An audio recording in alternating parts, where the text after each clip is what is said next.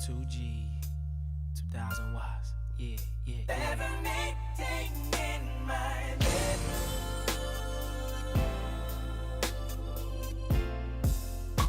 So girl, please don't be late. Everything in my bedroom.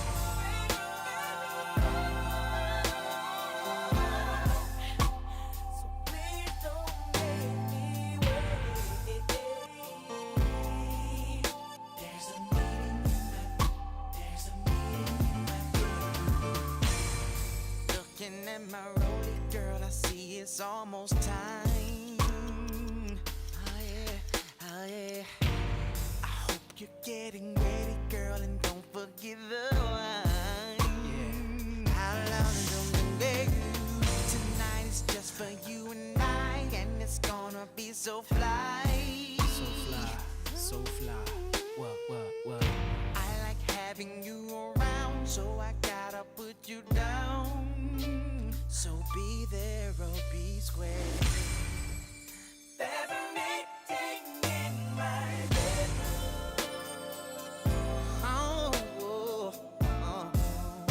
So girl, please don't be late. Me, yeah. Everything in my bedroom.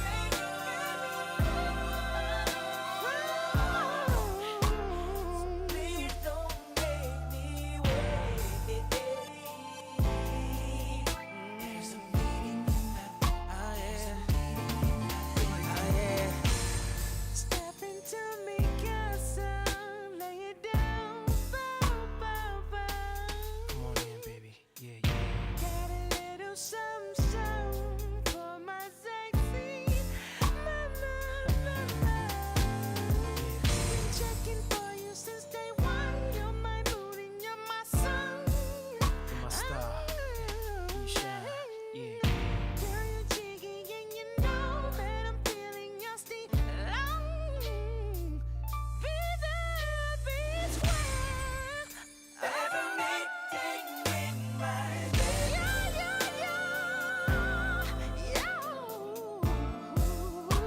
So girl, please don't be late. Don't be late. Everything in my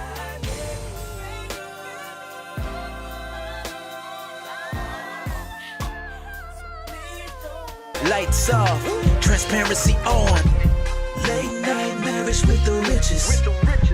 Late night marriage with the richest. You need that real talk, this is what you want. Lights off, transparency on. Let's go.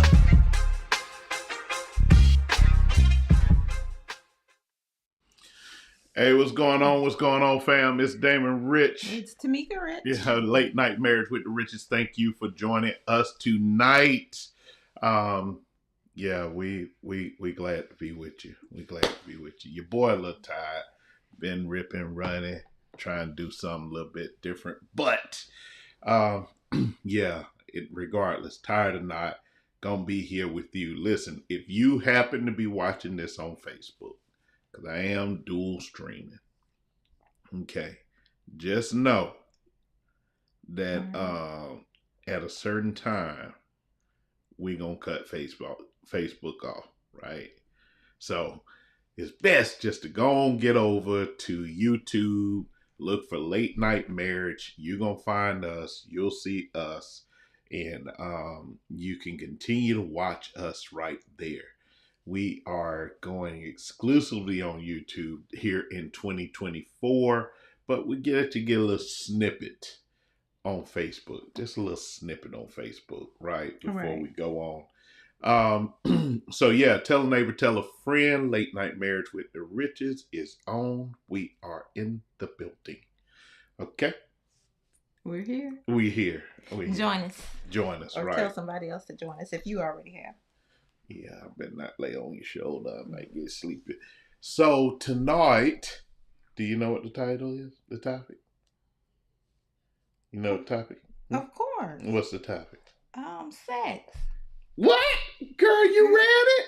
Girl, you say don't do. You do read that. it? I Don't ain't do know that. if you read it. I ain't know if you read it. You know how it go. You know?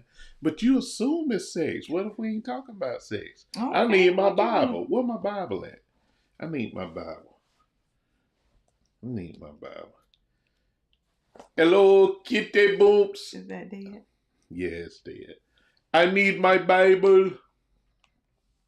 Yeah, tonight we talking between the sheets. We talking about sex. Oh, I'm sorry, I said it wrong. Between the sheets. Yeah, we talking between the sheets. We're talking sex. Tonight is what we're going to be getting into a little bit. We ain't going to get too deep because we are out here in these social media streets on here. No pun intended there about getting deep. But we going to have a little bit of conversation about sex. It's one of those things that dominates relationships. Mhm. Now, from our perspective, let's go ahead and stake out our claim right here, up front and personal, is that we believe that sex is best reserved for marriage, Mm-hmm. right? We have a faith bent on this. That's our belief in our faith. We did not, I say again, we did not. Greg, today you brought the biggest Bible possible.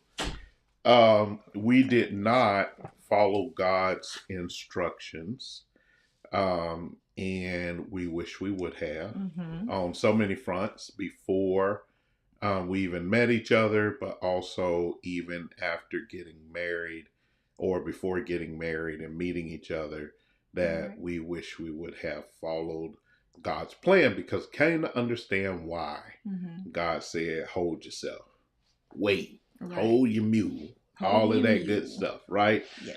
Because God And we made, kind of talked about it before. Yeah. We tell people to make sure they wait for Yeah. marriage to have sex and why. yeah, and we're going to talk about it again tonight. I'm trying to see, I think it's in Hebrews. Yeah, we're going to see. Hebrews 13. Do you not want to use your phone? Well, I'll use my phone. I'm going to just use my phone.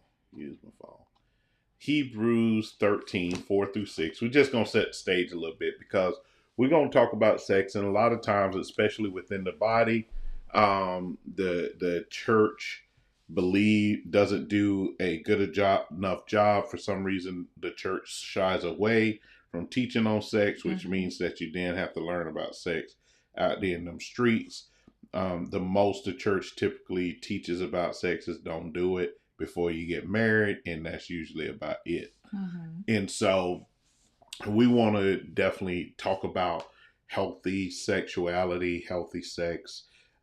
If you are dating, we would encourage you, regardless of if your goal is marriage or not, to slow down, to stop. Mm-hmm. Let me just be clear, crystal Yeah, clear. I thought say slow Yeah, down. stop having sex until you get married.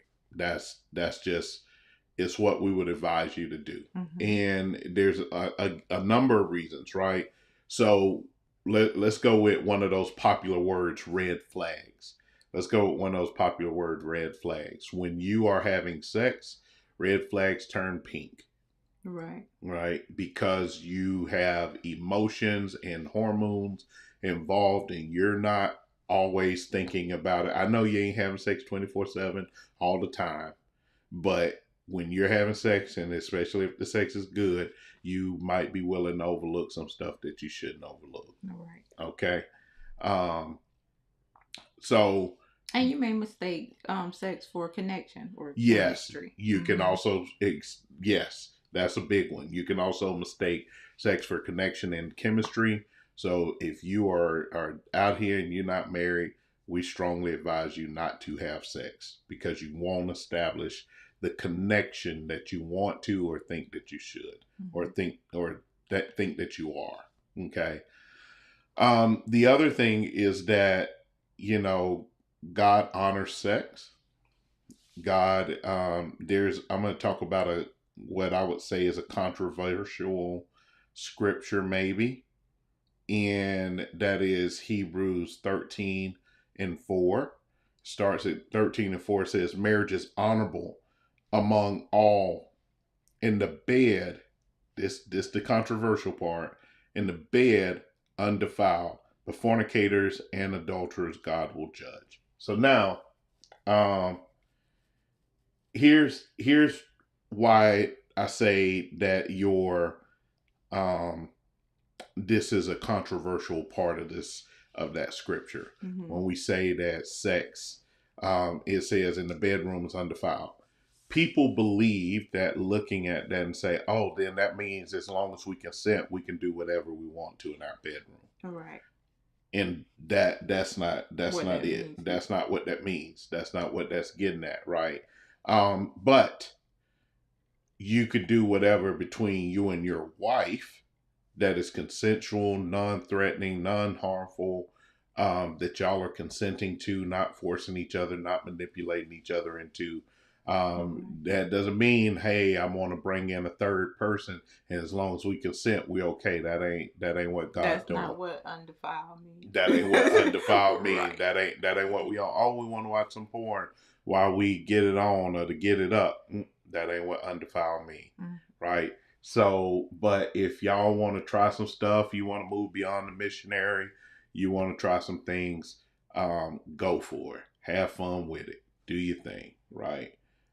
That's completely up to you as it relates. I should have probably had a ticking stroller down at the bottom, just going across, just saying, hey, watch at your own risk or something, Mm-hmm. This is an adult conversation.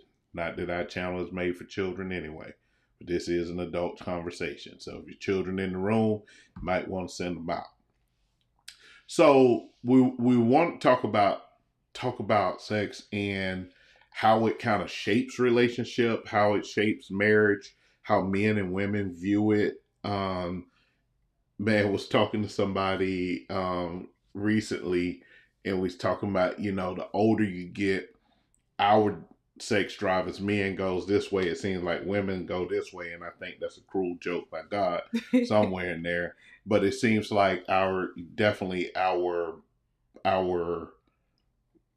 sex drives go in different directions. Peaks, our right. peaks, right, go in different directions as we get mature in age. As we mature, we get older. For men, our testosterone starts to drop, that type of thing. And so it's just not that same desire that may be there. And that's so much different than what I was telling my friend. I was like, you have to think about, because they were talking about how their wife at one time was just pushing them away. And I said, you got to think about it for women too, depending on what steps have been taken as precautions around having children. For women, they're thinking about, I don't want to have another kid, and if y'all ain't doing all of the stuff that's necessary for that not to happen, then she sees limiting sex as her best option. The fewer shots fired, the less likely I am to get hit. Right. I think a lot of times, because you don't really sit down and have the conversation about sex, that a lot of things get assumed or not really communicated or said to each other. And then you also have to realize that because sex is so important and it's sacred, that the trust issue is definitely a factor of building trust when you're really truly wanting to sit down and have that conversation about sex. And a lot of times it's not communicated on either side about from women to their spouse, and vice versa. Right. Yeah.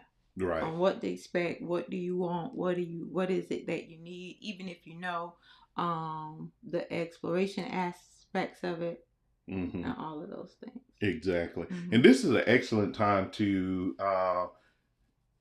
tell you about our marriage coaching programs that we have launched in this new year and the opportunity to join them. And the reason I bring it up is because we are Save Your Marriage Before It Starts, and there's a Save Your Marriage Before It Starts Plus that you do an assessment. It's a part of our curriculum and our program that we put you through within the coaching. And one of the things in that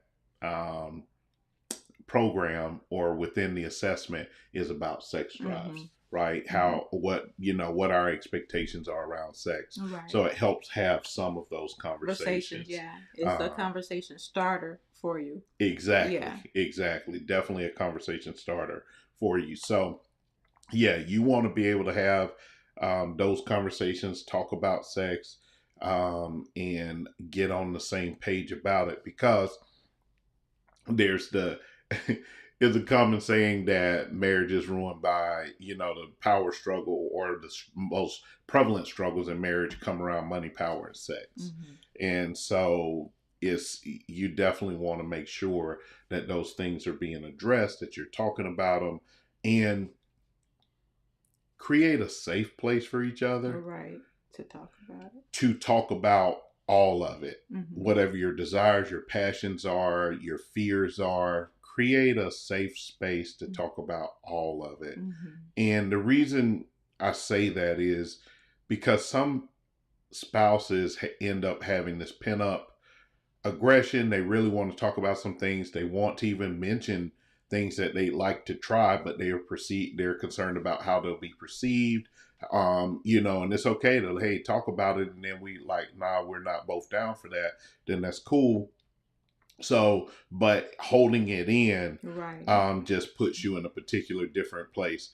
When we talk about not having, introducing porn into your marriage, one of the reasons, at least I say that, and honey, you can tell me what your thoughts are.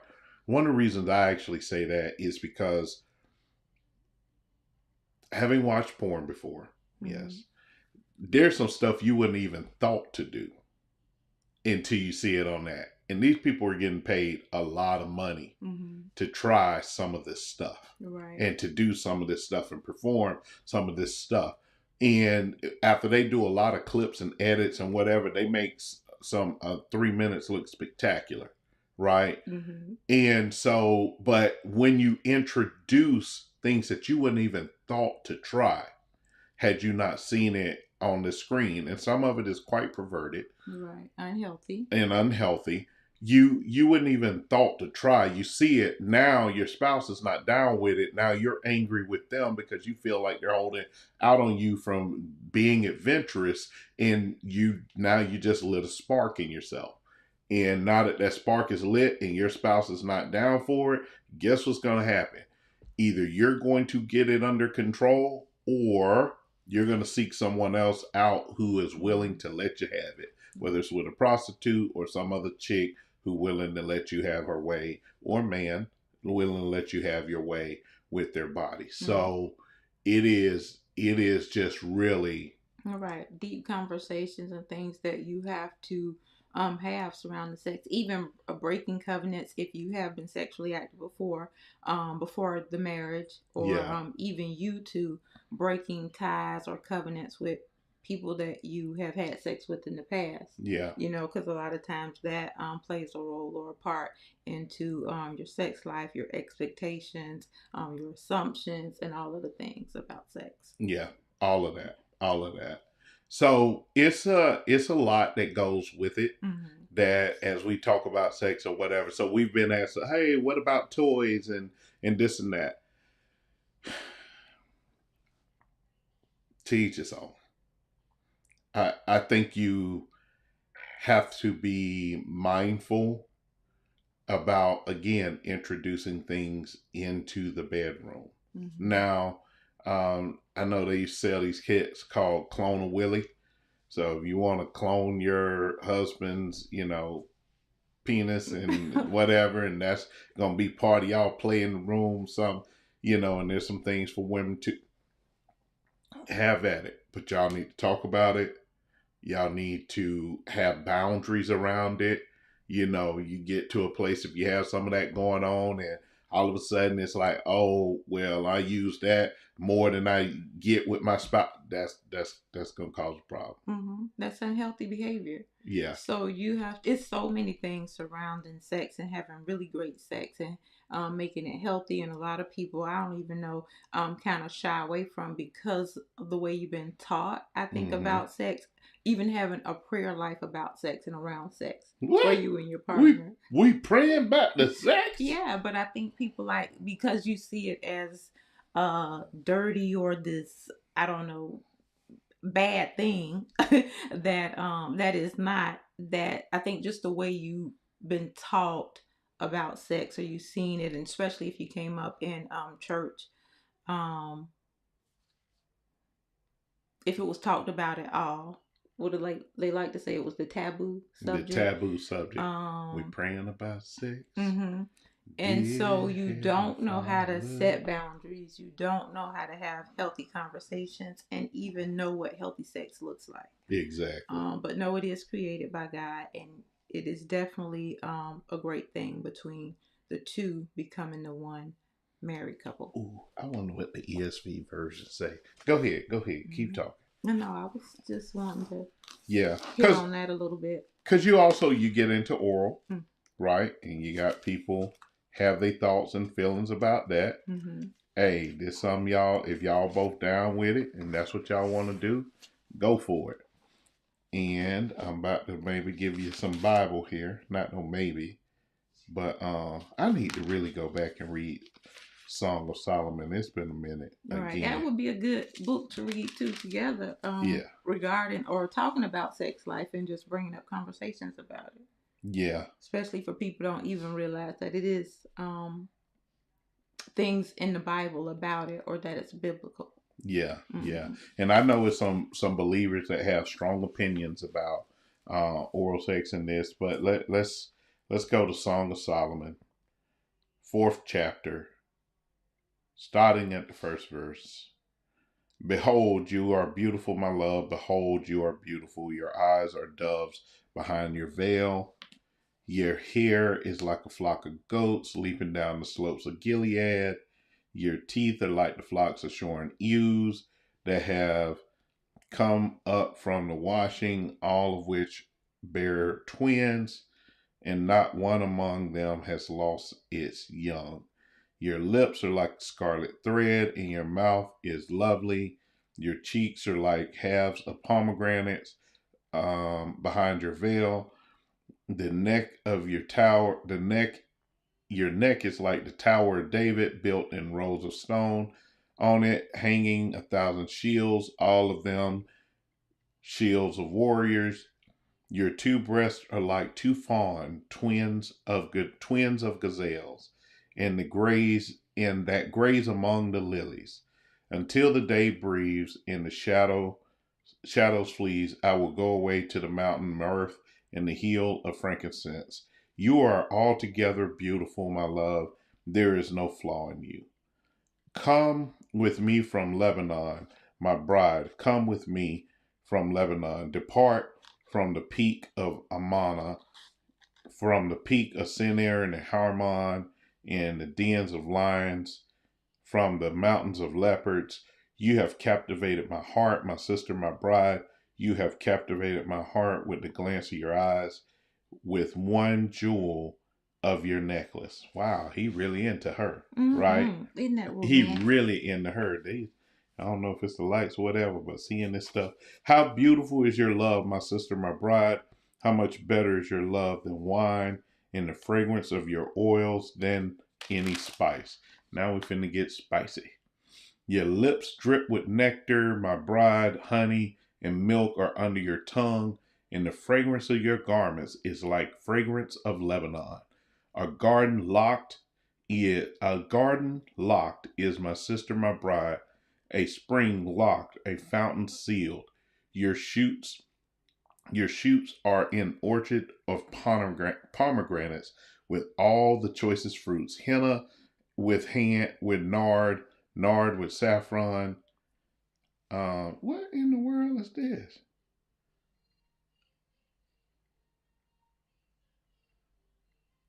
Oh, okay. Nard, saffron, and calamus, and cinnamon, with all the trees of frankincense, myrrh, and aloes, and all choice spices, a garden fountain, as well as a living water, and flowing streams from Lebanon. Awake, O north wind, and come, O south wind. Blow upon my garden, let its spices flow. Let my beloved come to this garden, together in the garden of love. Let my beloved come to his garden and eat its choice fruits. Right? Mm. Yeah. It's a little spicy. The King James Version read a little bit different. Mm-hmm. Not But it's quite as spicy. Yeah, but it's a little spicy. And so when we get into the bedroom again, if you're watching us on Facebook, I think we finna do. Might not be finna do that. Oh, there it is. We finna end that stream. All right. So, when it comes down to sex, when it comes down to having that relationship, when it comes down to getting connected in the bedroom, Mm-hmm. right?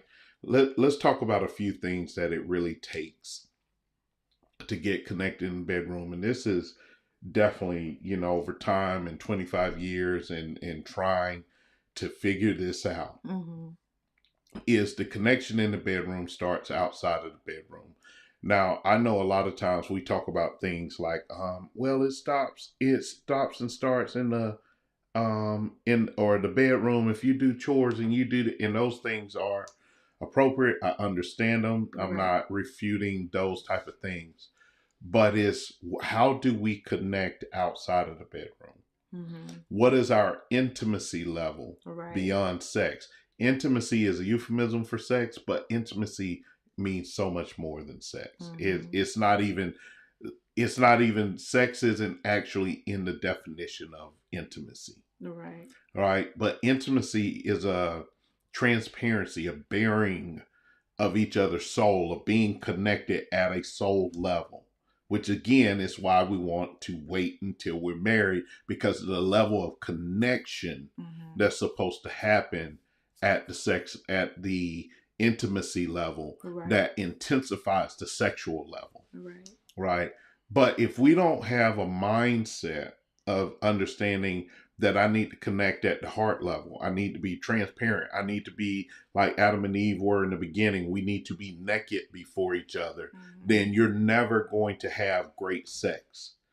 You're never going, you're going to have great mechanical sex, meaning like you can, Physical. it's physical, right? Right. If you do the right things physically, then everybody can have a good time. However, when you want to have even that deeper connection Mm-hmm. that intensifies that physical connection, then you've got to be at that transparent level, that Right. connection of transparency and intimacy, Mm-hmm. that really just magnifies what sex is Right. and how sex goes down, Yeah. right? Mm-hmm. So that's so important. It's so important that we really understand that, yes, it starts outside the bedroom, but it starts in the heart.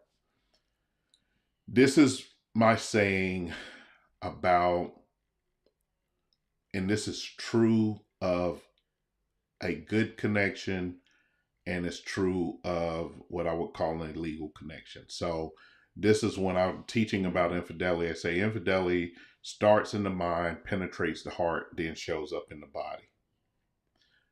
Good sex with your spouse, same thing. Yeah. It starts in the mind, it penetrates the heart, then it shows up in the body. So often we take it straight from mind to body. Mm-hmm. But if you let it come in your mind and penetrate your heart, then what shows up in the body is going to be so much different. Mm-hmm. It's going to be so much better. Right. Right? So let it start in the mind, penetrate the heart, and show up in the body, and you're going to get a different type of sex. Yeah, it's cultivating the whole time from each space to the next. Yeah, Mm-hmm. yeah. Because in the mind, let's just be real. In the mind, you may be thinking the most freaky, deakiest of things about your spouse. Oh, I can't wait to do this with them and that with them and this and this and this. And then, usually in the mind, it's about you. Mm-hmm. When you let it penetrate the heart, it starts to be about us. Yeah. It starts to be about us, right?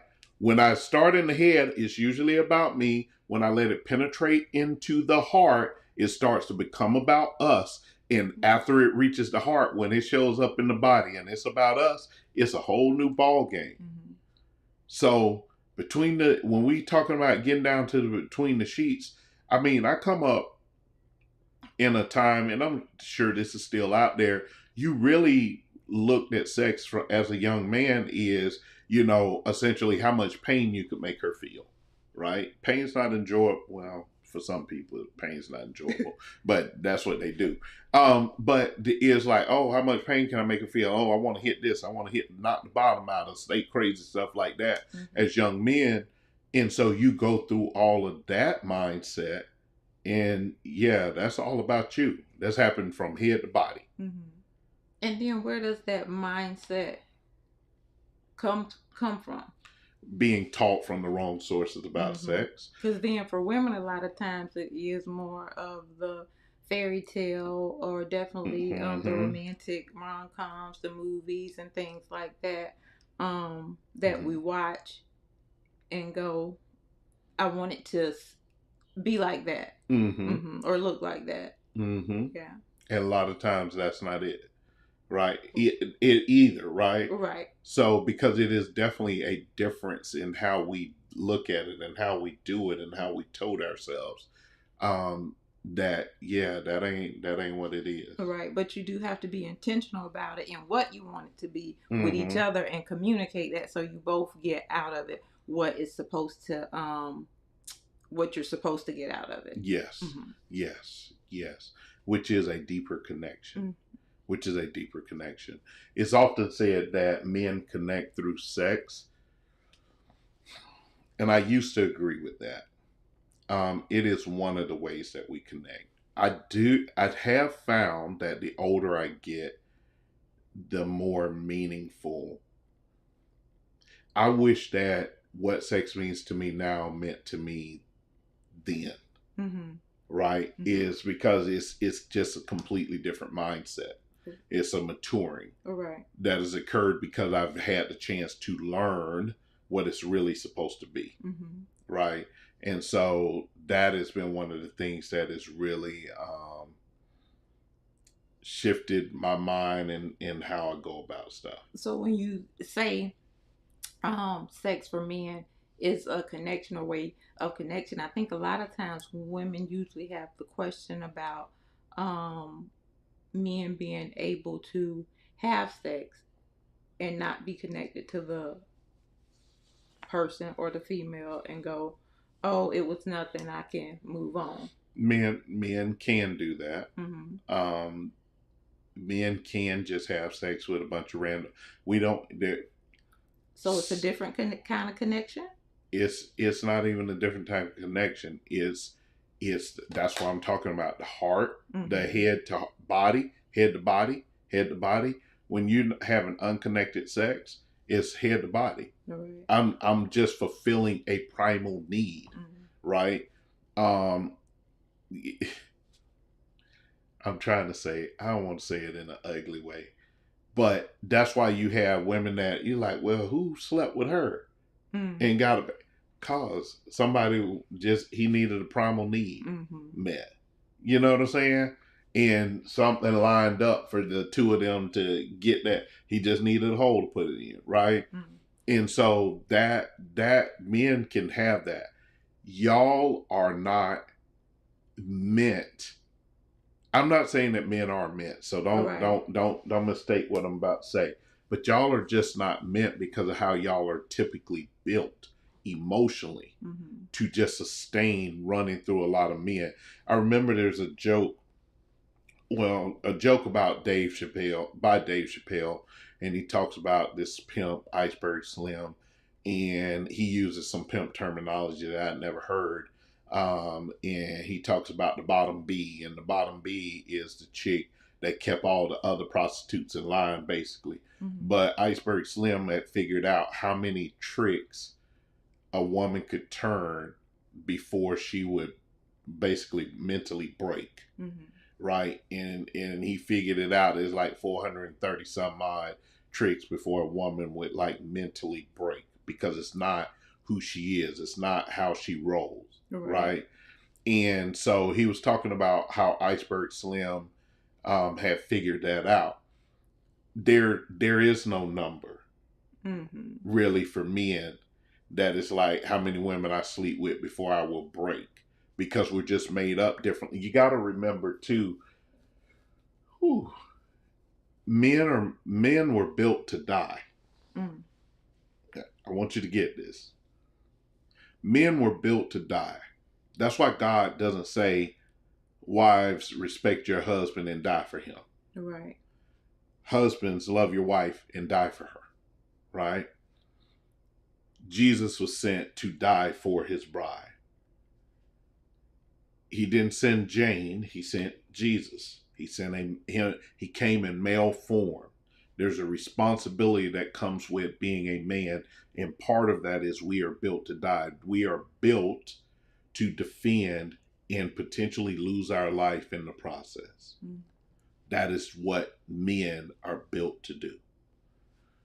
Because of that, I think that there's a certain part of us that has an ability to disconnect differently than it is from women, because when they used to argue about women being in combat, one of the arguments that came up, whether people agree with it or disagree with it, is it would be dangerous for men to have a woman in combat with them, because their natural instinct is not to. They already are going to suffer seeing their brother get his head blown off. Seeing that happen to a woman would potentially make him come unhinged because of his inner coding. Mm-hmm.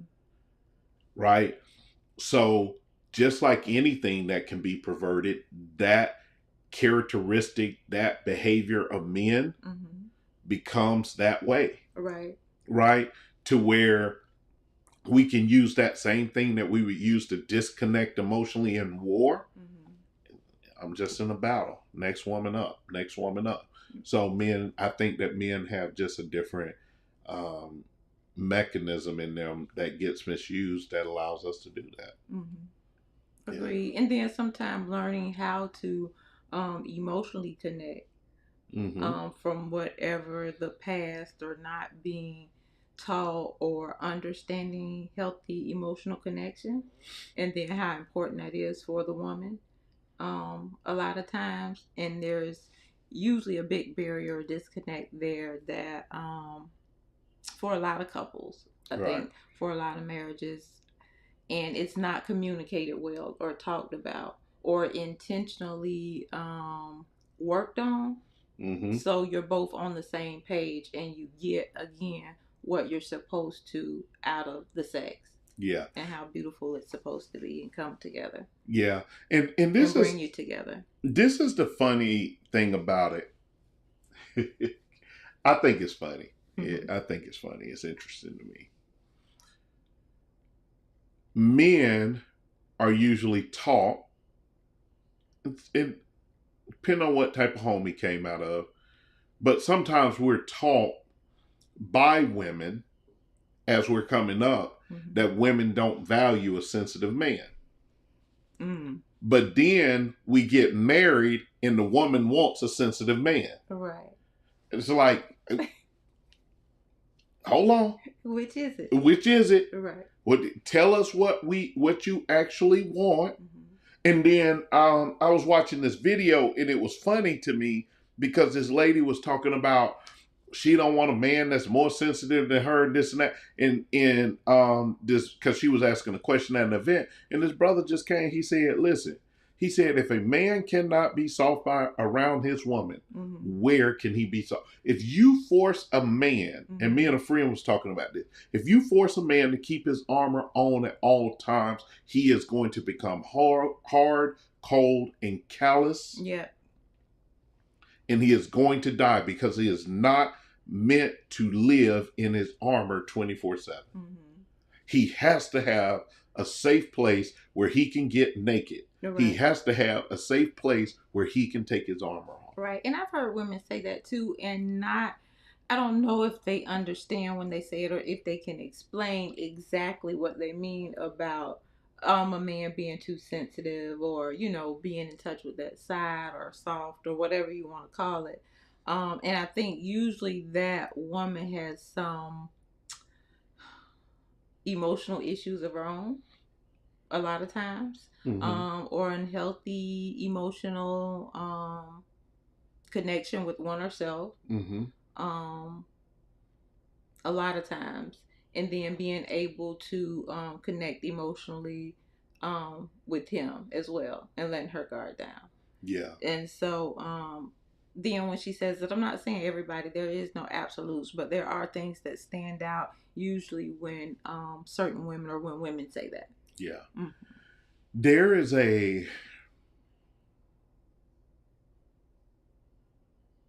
greatest gift that a woman can receive is the heart of a man. Greatest gift ever.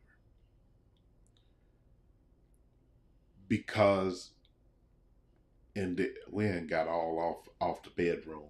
But all of these things, I think, work around it, because it helps with the bedroom. They lead to the bedroom. They build the bedroom to make it what it's supposed to be, or what it is. Yeah. And so the greatest gift that a man can give a woman is his heart.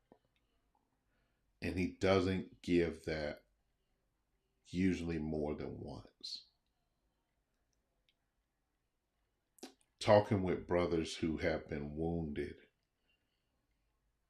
they will tell you about they are giving the woman they are giving her 100% of the 80% that's left, or whatever that percentage is. Yeah, I'm giving her 100%, but it is only, when she got to me, it's only 50% left in the tank, but I'm giving her 100% of that 50%. And the question that sometimes flows in the conversation of men is, I don't know if I can ever refill the tank again. Because wounds just sit with us different. And men who want to love are afraid to love because they don't know if they can ever fill the tank again. That impacts everything around that man, and what he does and what his commitment, because what ends up happening is he has to expend extra energy just to get going and to stay going. Now, somebody might look and say, well, he just needs to get healed. Yeah, he needs to get healed. But that healing still, it's like when soldiers go off to war and they come back a shell of themselves. It's like who they were, they left over on the battlefield. And the person that comes home is not the same person. And so when men go through certain trauma, they can function, and they can get very, very good at appearing that they're okay. They can even get to a place where they heal and they're fully functional, but they are both afraid and unsure if they can ever fill the tank again. And so it's a whole different ball game between men and women. So when it comes down to like when I say, the reason I went all the way down that path is when I say that the greatest gift that a man can give a woman is his heart, is because in that heart is the very essence of who he is. And he's saying, I have entrusted you with this. And that right there, when I talk about Samson, whether he gave his heart the first full time or not, the wound that happened to Samson when his first bride betrayed him, gave the answer to the riddle, then she was given to his best friend whom he had used his best man whom he had used as his friend. Once he did that, I believe that was like the beginning of the end of Samson. He got more and more reckless. Right? God used all of that as an occasion to come against the Philistines, but he got more and more reckless. And by the time he gets to Delilah, he is a man with an empty tank. He's a man with an empty tank. So much so that he became so reckless with his heart that I always say he became so reckless with his heart that he lost his vision, right? And he lost his strength. Right. He lost his sight, he lost his strength, and he lost his vision. Right. Because he got reckless with his heart. Mm-hmm. Samson, there's so much out of Samson's story, but it's a cautionary tale of what wounded men look like. Mm-hmm. Right. So that goes back to even just knowing these things. It is important to talk about sex in premarital counseling, coaching, all of the things, because you don't know the history of the person and if they've been heartbroken or raped, molested, any of these things on both sides, women and men. Mm-hmm. And so what you come into the relationship with, and a lot of times you can have the surface connection or attraction, but that doesn't necessarily mean the sex is going to be good, because there's so many different things and barriers there that you have to get past, get healed from, to actually have that healthy and good sex life that you're looking for, especially if you both have had sex before, or the one person has had sex before. So there's so many conversations and questions around it that it should be talked about. Definitely before you get married. Yes. And then even the two that's never had sex before, because you still come in with expectations when you never have, because you have even if you don't know anything, you still have assumptions or things in your mind, especially for a lot of women, of expectations, or what do you think it's going to be like, or what you want it to be like, even though you've never had sex before. Yeah, exactly. And then you have to be able to trust the person enough to tell them. And sometimes people go, no, I think, it's either this is corny or this is this and this and that and all of the things, but you still need to trust them and have the conversation. Yeah, that's true. Whew. I think we're gonna wrap, because this has gone down. So we got down this path because we started talking about what it takes to really emotionally connect, and there's a lot of things that we don't take into consideration. We pick a lot of the low-hanging fruit. We pick the helping with the kids, helping with dinner, helping, with housework and all of those things. They are important. They are very helpful. But when you push beyond that, I just encourage you to push beyond just the superficial things that help and get down to the real things that help. Like you said, what are, if any, those traumas or those challenges that you face that may not allow you to feel the tank? What are those things that you want to talk about, that you want to open up on, that you want to explore or discuss? What are those things where, again, knowing your body, and I think this flips over to the other side, is that when you finally do make it to the bedroom, knowing and learning each other's body so that you understand what you got going on or what's needed, and if you don't know, figure it out, because at the end of the day, dislikes, at the end of the day, sex is about mechanics in terms of the physical outcome. It's about mechanics. If we figure the mechanics out and we figure the intimate part out, the heart connection part out, then the sex that's going to occur from that is going to be like mind blowing, because it's not just, I let me see. I don't think the gestures is hooked up. So I know, fireworks. Yeah, that's what I should have did. I should have had the gestures on to hit the fireworks. Because I know guys who pride themselves on, oh, I can get my woman to climax every time, da da da da da da. And that's, bruh, that's great. You figured the mechanics out. Bravo to you. Bravo to you. You took the time to explore, so I'm not making light of that. Bravo to you. But have you connected to her heart? Because it's not, yeah. Have you connected to her heart? Like, she's appreciative of that part, but have you connected to her heart? Right? Oh, bravo. Is that just the goal? That's the goal. And a lot of times that's still about you. Oh, I'm able to make you reach your what you want. I can please my woman, but you please her physically. Bravo to you. Teach a course on it. Do a master class. Great. But have you pleased her heart? That really comes down to it. Mhm. I am great, man. You make her cross her eyes and curl her toes. But can you do the same thing to her heart? Right. Right? Because guess what? There's another man out there. There's another woman out there that can make them have the physical reaction. But who can make them have the heart reaction? Mhm. So between the sheets is not just so much between the sheets. Right. It starts before the sheet. It starts before the sheets. Between the sheets is really between this muscle and the sinew and this bone getting down to this heart. Mhm. It's between the two ears. Between the sheets is so much more.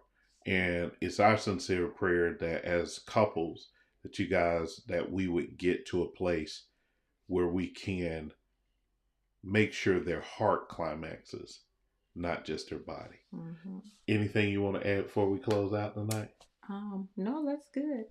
All That's right. just a little snippet about between the sheets and sex. But yeah, it's definitely conversation that needs to be had, and I don't think a lot of times people realize it or shy away from having that important conversation. Definitely, but before you say I do. Yeah, exactly. All right, listen, fam, we thank you for tuning in with us tonight. Make sure you share, like, and subscribe, and hit that little notification button so that you'll know when Late Night Marriage with the Riches has gone live.